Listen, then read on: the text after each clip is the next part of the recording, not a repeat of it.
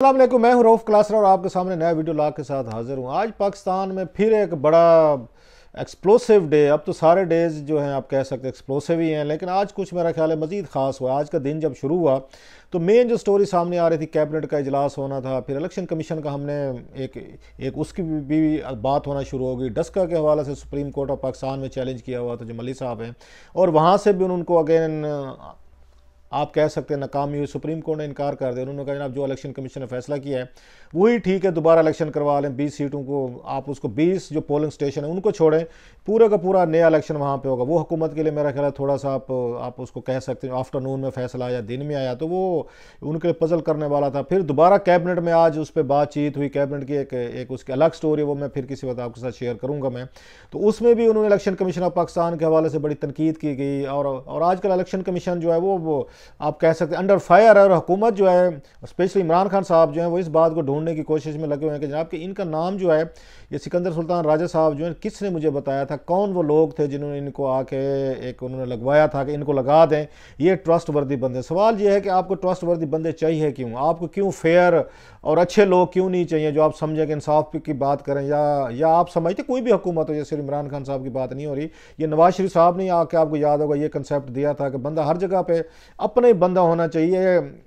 ये जो तस्वर था अपना बंदा होना चाहिए हर महकमे में, सहाफ़ी अपना हो, एंकर आपका अपना हो, फिर आपका डीपीओ हो, डीसीओ हो, ब्यूरोक्रेट हो, जहाँ पे भी हो बंदा अपना होना चाहिए। उनका कंसेप्ट था। और मेरा ख्याल है वही शायद बारो कर रहे हैं, इमरान खान साहब भी वही रूल आके उसको चल रहे हैं, उस पर फॉलो कर रहे हैं कि अपना बंदा होना चाहिए। चीफ इलेक्शन कमिश्नर भी अपना बंदा हो, जज भी अपना हो, थानेदार भी हो, सारे लोग जो हैं अपने हों तो फिर ही हुकूमत की जा सकती है। ये वो मेरा ख्याल है सिस्टम था, ये निज़ाम था जो इंट्रोड्यूस कराया गया था इस मुल्क का। अब कोई भी नहीं चाहता कोई ऐसा बंदा वो किसी पोजीशन पे आ जाए जो आपकी बात ना माने, जो आपके खिलाफ कोई फैसले दे दे, तो आपको लगता है कोई साजिश होगी। और ये कौन लोग थे जिन्होंने ये बंदा मुझसे लगवा लिया था? सो इलेक्शन कमिश्नर के हवाले से यही गुफ्तगू आजकल हो रही है। और इमरान खान साहब 2-4 लोगों से नाराज़ हैं जिन्होंने उनको रिकमेंड किया था। खैर ये तो अलहदा कहानी, जैसे मैंने कहा कैबिनेट पर आज उस पर गुफ्तगू हुई है। सो ये थोड़ा सा डे जो है उनके लिए स्टार्ट में आफ्टरनून तक बड़ा एक उसको आप कह सकते हैं बैड डे था वो उसके पीटीआई के लिए, ये इमरान खान साहब के लिए। लेकिन जो ही शाम हुई है तो उसके बाद बड़ी अच्छी अच्छी खबरें जो है पीटीआई के लिए आना शुरू हुई हैं।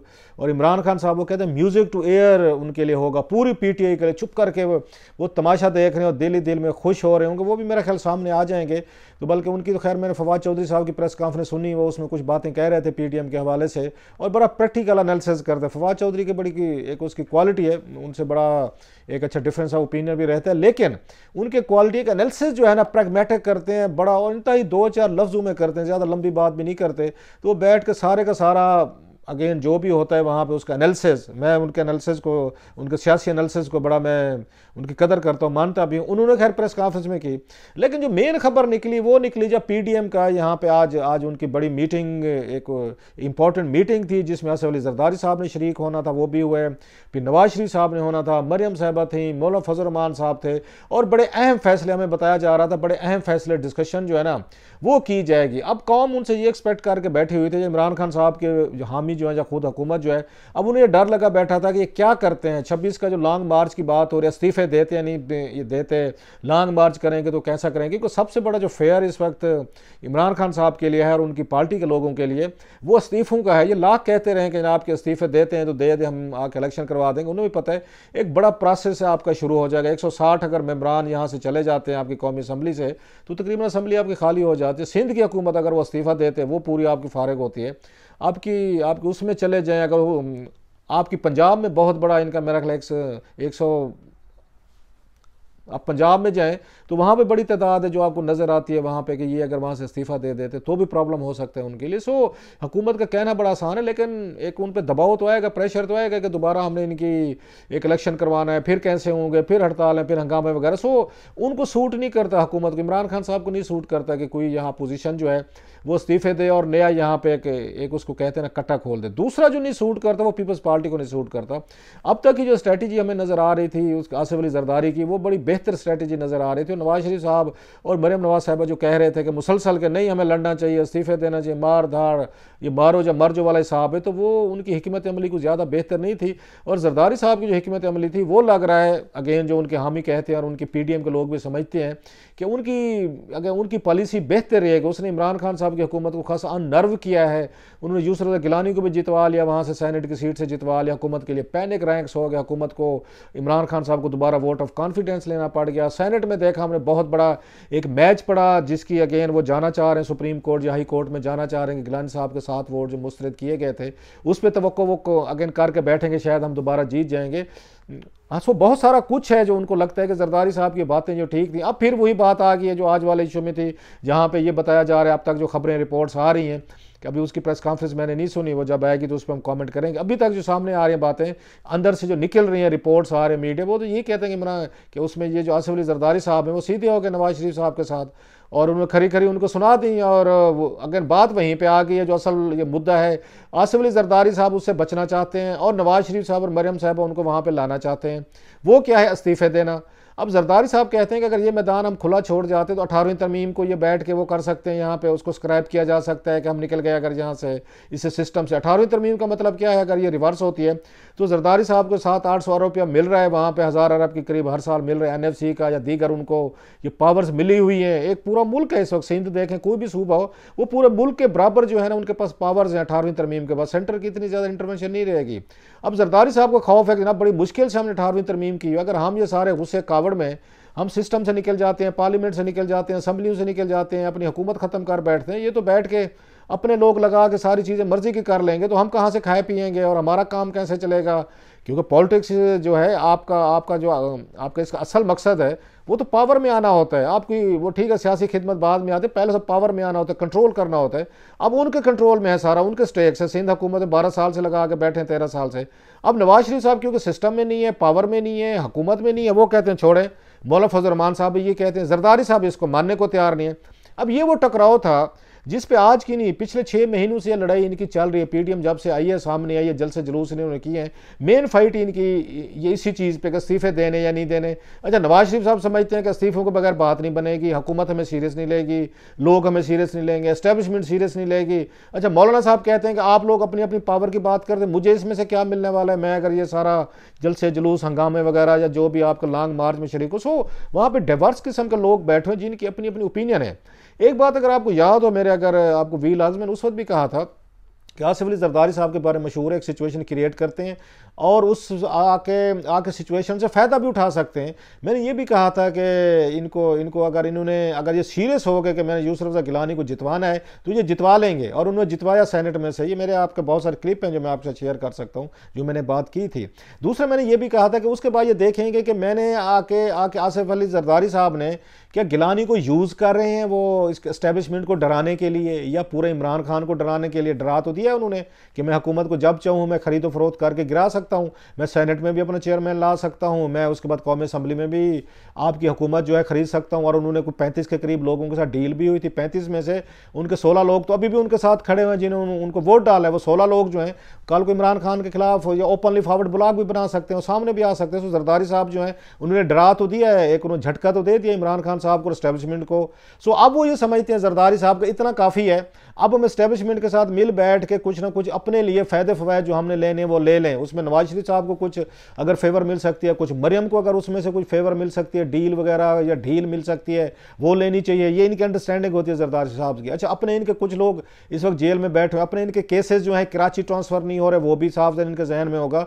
सो लगता है ये जो आज उन्होंने तकरीर की और बड़ी खुली खुली उन्होंने सुनाई है आसिफ अली जरदारी साहब ने इसको नवाज शरीफ साहब को कि आप तो लंदन बैठे हुए हैं, वापस आए, जेलें भुगते, मैं भी जेल में भुगता हूँ, फेक अकाउंट में वो भी गए, इसके बाद फरियाल तालपुर साहबा भी गई, अगर मरियम गई हैं, नवाज शरीफ गए, तो इनकी तरफ से भी तो लोग गए हैं जेल में, ये तो बाहर नहीं गए। अब उनका एक उन्होंने हाई मॉरल ग्राउंड लिया हुआ है। अगर वो बीमार हैं आसिफ अली सॉरी अगर नवाज शरीफ साहब बीमार थे बहुत ज़्यादा, तो आसिफ अली जरदारी साहब भी बहुत बीमार थे अडियाला जेल में, हेल्थ रीज़न की बुनियाद पर इन पर जमानत होती। सो वो थोड़े से हाई मॉरल ग्राउंड रखने की पोजीशन में है आसिफ अली जरदारी के, भाई साहब मैं भी तो जेल में बैठूँ, मेरी बहन भी फरियाल भी जेल में गई है, मेरे बाकी यार दोस्त भी जेल में बैठे हुए हैं, तो आप जो है वापस क्यों नहीं आते। अब ये एक तरह का उसको मेरे नवाज लीग यू टर्न समझेगी, जिसका इजहार जो मरियम साहबा ने उसमें किया भी सही, जो अब तक रिपोर्ट्स आ रही हैं सामने, हम उसकी खबरें चल रही हैं कि ये तो जनाब आप हमारे साथ आपने ये इलेक्शन भी इकट्ठे लड़ लिया, यूसुफ रज़ा गिलानी को आपने अपना सेनेटर भी बनवा लिया, हमारे वोट भी ले लिया आपने वहाँ से कौमी असम्बली में, बाद में आपने सेनेट में भी हमसे वोट ले लिए उसमें अगेन गिलानी साहब को वो चेयरमैन बनवाने के लिए।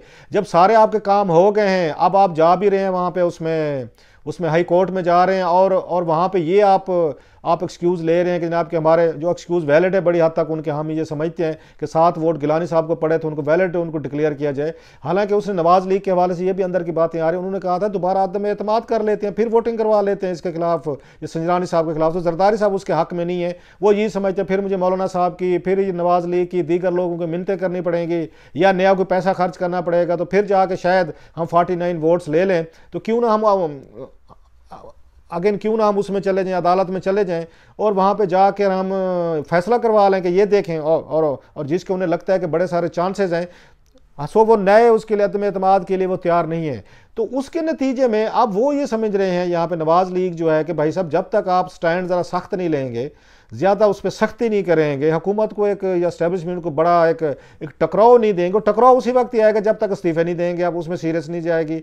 जरदारी साहब यहाँ से बचने की कोशिश करते, लिहाजा आज उन्होंने सीधी सीधी उनको सुनाई है। अब इन बातों पर इमरान खान साहब भी मेरा ख्याल है खुशी हुए होंगे कि जनाब कि ये अब ये डिमांड जो है ये इमरान खान साहब भी करते हैं, उनकी पार्टी भी करती है कि नवाज शरीफ साहब वापस आएँ, वही डिमांड आज उन्होंने जरदारी साहब ने रख दी, कंडीशन कर दी कि आप आ जाएं, आपको इस्तीफे दे देते हैं। मतलब हुआ ना होगा 9 मन तेल, ना रात नाचेगी। सो आज पीटीएम को बड़ा झटका लगा है मेरा ख्याल है इनके इत्तेहाद को। अच्छा, फिर अगर आप इस तरह की मीटिंग्स अगर कर रहे हैं, अब ये खबरें, ये आपका खिताब जो है तो ये कौन लीक कर रहे हैं, उसमें मतलब 8, 10, 15 लोग हैं, उन्हीं में से कोई लीक कर रहा है ये सारी चीज़ें।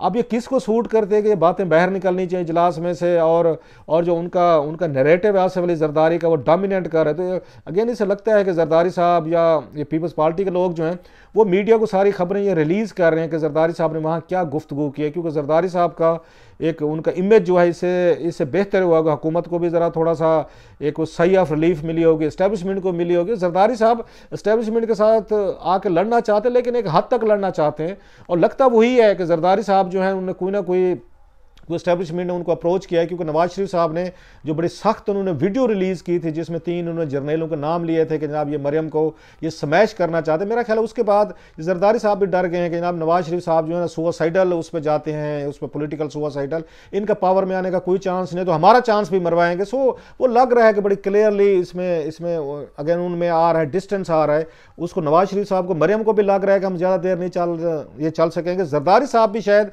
मज़ीद नहीं चलना चाहते, क्योंकि उन्हें जो लेना था, जो उन्हें कोई ढील मिल सकती है वो मेरा कि नवाज शरीफ साहब नहीं दे सकते, उनको एस्टेब्लिशमेंट दे सकते। और आज का उनका रवैया, लहजा जो है वो क्लियर लग रहा है कि दोनों के दरमियान जो डिस्टेंस आया है, गैप आया है, वो ज़्यादा शायद इतनी जल्दी वो फिल उसको ना कर सकें ये मरियम साहबा या ये नवाज शरीफ साहब और उसके जरदारी साहब। वही वाली बात कि जरदारी साहब ने आखिर पे आके उनसे अपना डिस्टेंस करना है, उन्होंने आके यहाँ पे उन्होंने सेनेटर्स बनवा लिए हैं, चेयरमैन का इलेक्शन बनवा लिया है, एस्टेब्लिशमेंट से लगता है दोबारा उनकी बातचीत होगी, और एस्टेब्लिशमेंट भी उसके नवाज शरीफ साहब की उस वीडियो के बाद जिसमें 3 जर्नलों पर उन्होंने इल्ज़ामात लगाए थे कि मरियम को स्मैश करना चाहते हैं, उनके पास भी यही ऑप्शन रहेगा कि इमरान खान साहब की टोकरी में अंडे डालें या कुछ अंडे वहाँ से निकाल के आसिफ अली जरदारी साहब की टोकरी में डालें। बहरहाल ये वेरी इंटरेस्टिंग टाइम्स आने वाले दिनों में देखने, इसको फॉलो करते रहेंगे कि पीडीएम का ये जो झगड़ा है ये कहाँ तक जाता है, और इस दफ़ा कौन किसको धोखा दे रहा है, जरदारी साहब उसको नवाज शरीफ को धोखा दे रहे हैं या नवाज शरीफ साहब को नई गेम खेल रहे हैं, ये आने वाले दिनों में पता चलेगा ये।